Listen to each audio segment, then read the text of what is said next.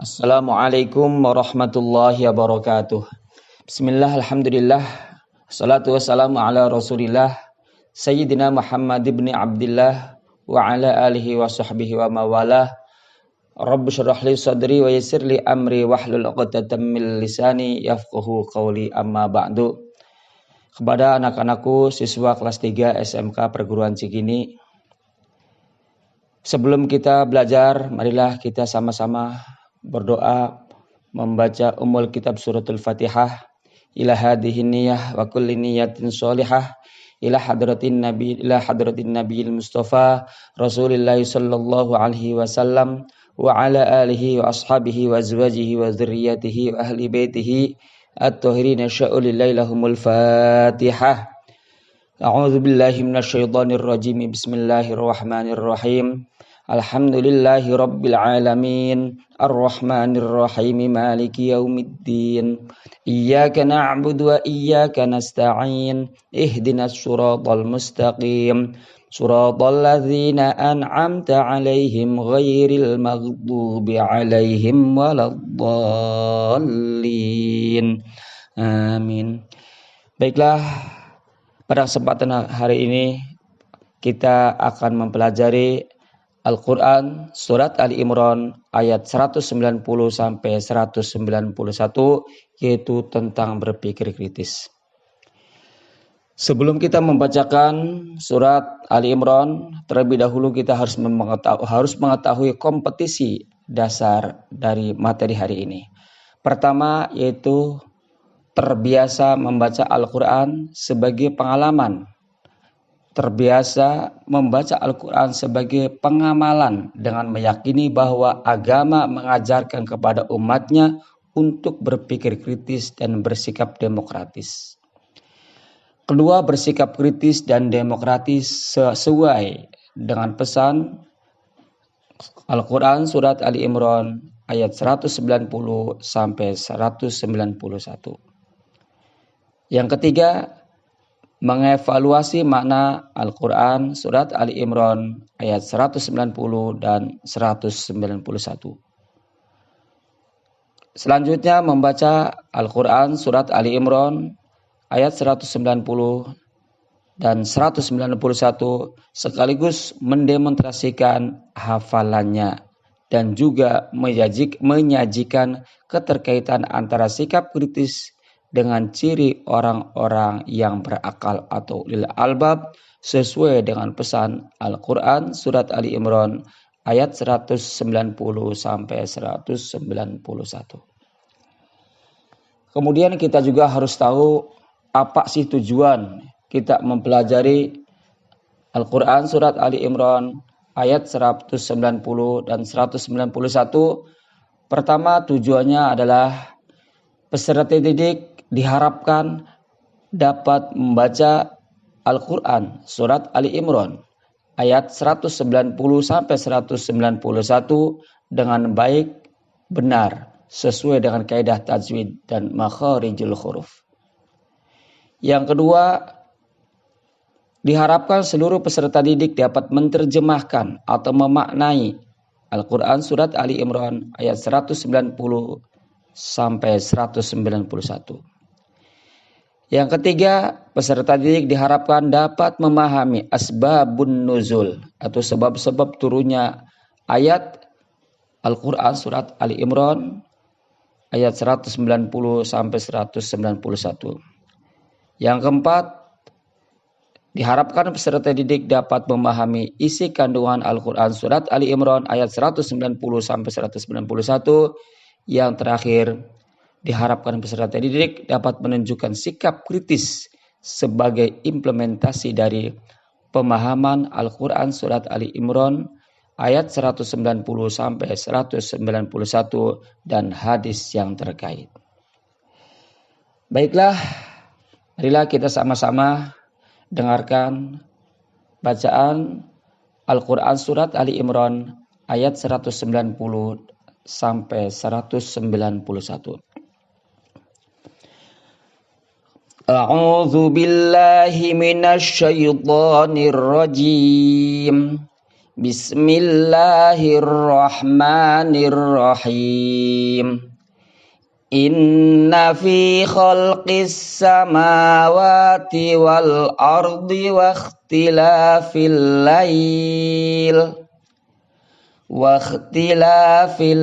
laili wan nahari la ayatil li ulil albab. Ulangi. Inna fi khalqis samawati wal ardi wa ikhtilafil laili wan nahari la ayatil li ulil albab. Alladzina yadhkuruna Allaha qiyaman wa qu'udan wa 'ala junubihim wa yatafakkaruna fi khalqis samawati wal ard. Rabbana ma khalaqta hadza batila subhanaka faqina azaban nar. Sadaqallahul azim. Sebelum kita mengetahui arti atau makna dari Al-Quran surat Ali Imran ayat 190 dan 191, terlebih dahulu marilah kita sama-sama mempelajari bacaan yang ada pada Al-Quran surat Ali Imran ayat 190 sampai 191. Kita harus mengetahui hukum bacaan tajwidnya. Pertama, pada lafadz inna. Pada lafadz inna terdapat bacaan gunnah, nun bertasydid. Atau kita lebih baik kita membahas tentang tajwid, hukum tajwid yang sudah kami pelajari, yaitu tentang hukum nun mati, tanwin, mim mati, dan alif lam. Baik. Pertama, pada lafadz as-samawati. Pada lafadz as-samawati ini terdapat alif lam bertemu dengan sin. Maka bacaan idgham syamsiyah. Selanjutnya pada lafadz wal ardi. Pada lafadz wal ardi ada alif lam bertemu dengan hamzah a. Maka namanya bacaan idhar qamariyah. Selanjutnya pada lafadz al-laili wa ikhtilafil laili. Di sini ada alif lam atau al bertemu dengan lam. Asalnya pada lafadz al-laili ini alnya ada dua, alif, lam, lam. Cuma ada dua huruf yang sama sehingga lam pertama yang mati dibuang, dimasukkan kepada lam kedua diganti dengan tasydid. Ini bacaan idgham syamsiyah. Selanjutnya lafadz an-nahari. Di sini ada alif lam bertemu dengan nun. Bacaan idgham syamsiyah. Selanjutnya la ayatil li ulil albab. Pada lafadz la ayatil ada tanwin. Pada huruf ta terdapat tanwin, berharokat tanwin, bertemu dengan lam. Ini namanya bacaan idgham bila gunnah. Selanjutnya lafadz qiyaman wa qu'udan wa 'ala junubihim. Qiyaman ada tanwin bertemu dengan wawu. Wa qu'udan ada tanwin bertemu dengan wawu juga. Ini dua-duanya adalah bacaan idgham bi gunnah. Kemudian pada lafadz junubihim wa yatafakkaruna. junubihim. Pada lafaz junubihim di sini ada mim sukun atau mim mati bertemu dengan huruf wawu. Namanya bacaan ikhfa syafawi. Cara membacanya, mim sukun harus dibaca jelas. Baiklah, kita lanjutkan arti daripada Al-Quran surat Ali Imran ayat 190 dan 191. Kita ulangi cara membacanya. Bismillahirrahmanirrahim. Inna fi khalqis samawati wal ardi wa ikhtilafil laili wan nahari la ayatil li ulil albab. Artinya, sesungguhnya dalam penciptaan langit dan bumi dan silih bergantinya malam dan siang terdapat tanda-tanda bagi orang yang berakal. Alladzina yadhkuruna Allaha qiyaman wa qu'udan wa 'ala junubihim wa yatafakkaruna fi khalqis samawati wal ardh. Rabbana ma khalaqta hadza batila subhanaka faqina azabannar.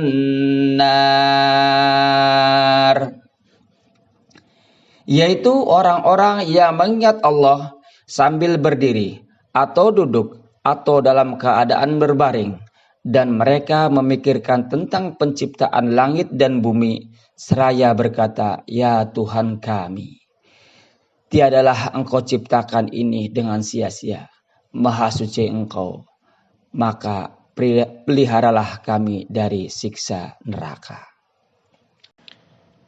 Berikutnya menjelaskan asbabun nuzul Al-Quran surat Ali Imran ayat 190 sampai 191. Turunnya surat Ali Imran ayat 190 dan 191 ini berkaitan dengan ketidakpercayaannya orang-orang Quraisy terhadap kebesaran Allah Subhanahu wa taala. Kaum Quraisy bertanya kepada kaum Yahudi tentang mukjizat yang diterima Nabi Musa alaihissalam.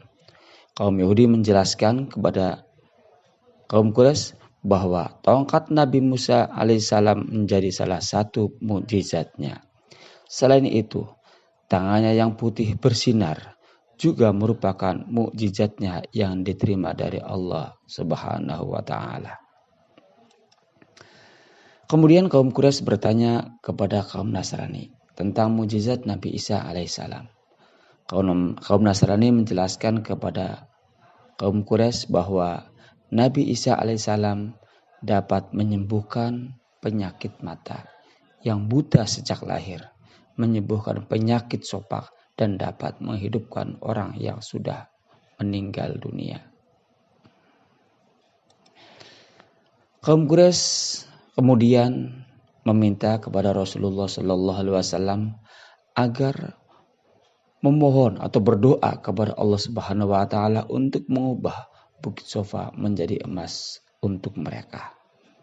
Kemudian turunlah Al-Quran surat Ali Imran ayat 190 sampai 191. Rasulullah mengajak kaum Quraisy untuk memikirkan tentang ciptaan Allah Subhanahu wa taala dari langit dan bumi, pergantian malam dan siang, juga alam semesta beserta isinya. Selanjutnya kita harus mengetahui apa sih isi kandungan dari Al-Quran surat Ali Imran ayat 190 dan 191. Pertama, isi kandungannya adalah penciptaan langit dan bumi serta pergantian malam dan siang merupakan tanda kekuasaan Allah. Nomor 2, tanda kekuasaan Allah di alam semesta, tanda kekuasaan Allah di alam semesta ini hanya diketahui oleh ulul albab. Isi kandungan berikutnya yang ketiga adalah ulul albab. Siapakah ulul albab? Menurut Al-Quran surat Ali Imran ayat 191 yang dinamakan ulul albab adalah orang yang berzikir dan berpikir. Ia selalu mengingat kepada Allah dalam segala kondisi dan ia juga mempergunakan akalnya untuk memikirkan penciptaan alam semesta. Kemudian isi kandungan yang berikutnya, yang keempat, menjelaskan tentang tafakkur. Tafakkur atau berpikir yang benar akan mengantarkan pada kesimpulan bahwa Allah menciptakan sesuatu tidak ada yang sia-sia. Semuanya benar, semuanya bermanfaat. Dan nomor 5, tafakkur atau berpikir yang benar juga melahirkan kedekatan kepada Allah dan memperbanyak doa kepadanya. Penjelasan. Al-Quran surat Ali Imran ayat 190 menjelaskan bahwa dalam penciptaan langit dan bumi serta silih bergantinya malam dan siang terdapat tanda-tanda kekuasaan Allah bagi ulil albab, yakni orang-orang yang berakal, orang-orang yang mau berpikir, orang-orang yang mau memperhatikan alam, orang-orang yang kritis. Jadi hanya orang yang berakallah, hanya orang yang berpikirlah, orang yang mendapatkan hidayah atau orang yang disebut ulul albab. Selanjutnya penjelasan dari Al-Quran surat Ali Imran ayat 191 menjelaskan bahwa ulul albab adalah orang yang banyak berzikir dan bertafakur. Ia berzikir dalam segala kondisi, baik saat berdiri, duduk, ataupun berbaring. Ia juga mentafakuri atau memikirkan penciptaan alam ini hingga sampai pada kesimpulan bahwa Allah menciptakan alam tidak ada yang sia-sia. Maka ia pun berdoa kepada Allah memohon perlindungan dari siksa neraka. Ini jelas. Ya. Orang bahwa ulul albab adalah orang yang banyak berzikir, bertafakur, berzikir dalam segala kondisi. Artinya dalam kondisi apapun ia selalu berzikir, ia selalu mengingat Allah. Posisi manusia tidak lepas. Kalau tidak berdiri mungkin duduk. Kalau tidak berdiri tidak juga duduk, mungkin juga berbaring. Artinya kondisi manusia, posisi manusia tidak lepas dari 3 kondisi ini. Singkatnya, dalam berbagai macam keadaan, orang tersebut atau yang dimaksud ulul albab adalah orang yang selalu mengingat kepada Allah Subhanahu wa taala dalam berbagai macam keadaan. Penjelasan ulul albab menurut Ibnu Katsir, yang dinamakan ulul albab adalah orang yang memiliki akal sempurna, lagi memiliki kecerdasan. Sedangkan menurut Sayyid Qutb, yang dinamakan ulul albab adalah orang yang memiliki pemikiran dan pemahaman yang benar. Jadi kalau pemikiran, pemahamannya tidak benar, tidak dikatakan ulul albab. Kalau orang, menurut Ibnu Katsir, kalau orang memiliki akalnya kurang sempurna, kurang cerdas, tidak dikatakan ulul albab. Artinya secara singkatnya begitulah. Nah, kemudian keutamaan bertafakur, keutamaan bertazakur dan bertafakur. Menurut Kiai Syekhuna Hasan Al-Basri mengatakan, berpikir sesaat lebih baik daripada berdiri sholat semalam suntuk. Orang yang berfikir sesaat, berfikir terhadap ciptaan Allah, itu lebih baik daripada ibadah semalam suntuk atau ibadah sunnah semalam suntuk tanpa mengingat Allah. Kemudian kata Syekh Umar bin Abdul Aziz mengatakan, berbicara untuk berzikir kepada Allah Subhanahu wa ta'ala adalah baik. Dan berpikir tentang nikmat-nikmat Allah lebih utama daripada ibadah. Ini juga mengatakan bahwa orang yang memikirkan tentang ciptaan Allah itu lebih baik daripada ibadah sunnah. Anak-anakku, siswa dan siswi SMK Perguruan Cikini kelas 3. Setelah kita mempelajari Al-Quran surat Ali Imran ayat 190 sampai 191, akhirnya kita dapat menemukan hikmah. Apa sih hikmah daripada tafakur? Pertama, hikmahnya salah satunya adalah suasana yang berhubungan dengan Allah Subhanahu wa ta'ala, sehingga ia akan berdoa, memohon kepada Allah Subhanahu wa ta'ala, Rabbana ma khalaqta hadza batila subhanaka faqina adzabannar.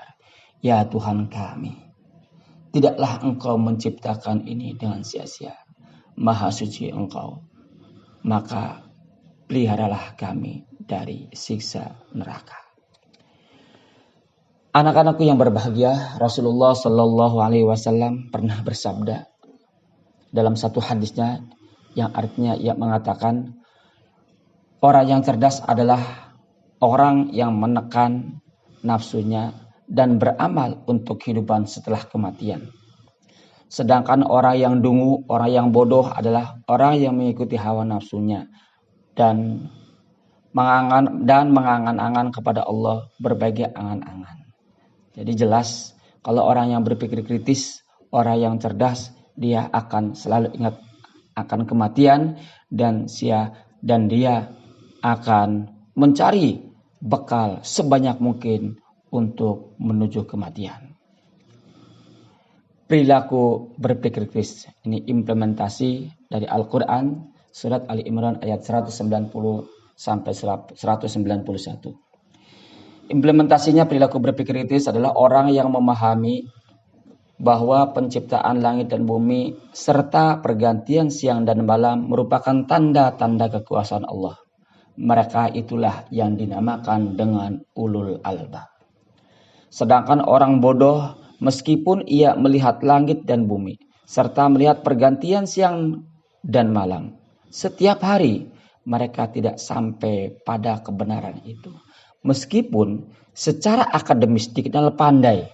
Karena itulah Amr bin Hisham yang oleh kaumnya diberi gelar Abu Hakam, dalam Islam diberi gelar Abu Jahal. Bapaknya orang bodoh karena dia tidak mau memikirkan tentang ciptaan Allah dan dia tidak mau masuk Islam. Baiklah, anak-anakku, hanya sampai di sini Bapak sampaikan materi Al-Quran Surat Ali Imran ayat 190 dan 191. Mudah-mudahan bermanfaat. Terima kasih atas segala perhatian. Mohon maaf atas segala kurangan. Al-afwu minkum wabillahi taufiq wal hidayah war ridha wal inayah. Assalamualaikum warahmatullahi wabarakatuh.